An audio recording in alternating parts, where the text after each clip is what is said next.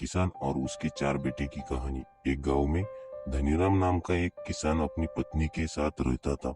धनीराम के 4 बेटे थे। धनीराम अपने खेत में खेती कर अपना और अपने परिवार का पालन पोषण करता था। उसके चारों बेटे नालायक थे। वह अपना पूरा वक्त गांव में इधर उधर घूमने में बिताते थे, परंतु अपने पिता का हाथ नहीं बटाते थे, खेत पर भी नहीं जाती थी। धनीराम इस बात से परेशान रहता था। वह अपनी पत्नी से हमेशा कहता कि ये लोग कभी भी खेत पर काम नहीं करते, इन्हें कृषि का कोई ज्ञान नहीं है। आज तो मैं जिंदा हूँ, सब कुछ सही चल रहा है, मेरे बाद इनका क्या होगा। धनीराम की पत्नी भी फिक्र करती रहती थी। धनीराम को बोलती, आप परेशान ना हो, समय आने पर यह सब कुछ सीख लाए जाएंगे।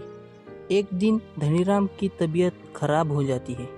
धीरे धीरे वो बहुत बीमार हो जाता है। धनीराम को अपने बेटे और पत्नी की चिंता बढ़ती जाती है कि अब उनका क्या होगा।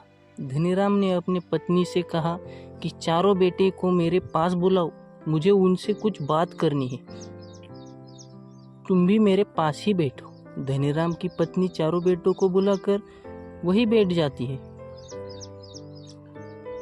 धनीराम ने धीरे से अपने बेटों के कानों में कहा, सुनो बेटे, अपनी पूरी जिंदगी की कमाई मैंने खेत में गाड़ रखी है। मेरे मरने के बाद तुम लोग उस धन को खेत से निकाल कर आपस में बराबर बांट लेना और अपनी बूढ़ी माँ का ध्यान रखना।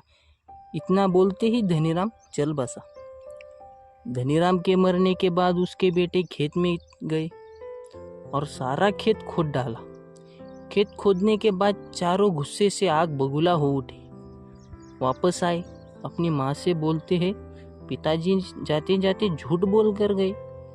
माँ, हम लोगों ने सारा खेत खोद डाला, मगर वहाँ हमारे खेत में कोई सोना नहीं था।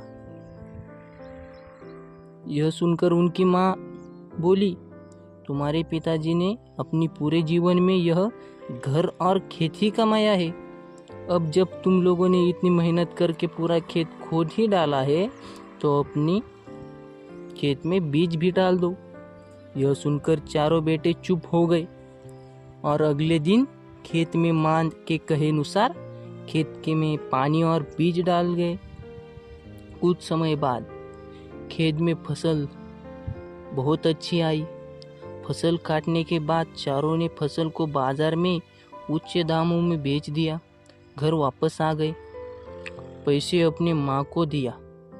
माँ ने कहा कि बेटा, तुम्हारे पिताजी तुम्हें यही समझाना चाहते थे कि हम मेहनत करते हैं, उसके बदले में हमें जो पैसे मिलते हैं वह कोई खजाने से कम भी नहीं है। इस कहानी से हमें यह सीख मिलती है, अगर हमें अपने जीवन में सफल होना है तो हमें मेहनत करनी चाहिए। Please subscribe the channel for new updates. Thank you for watching.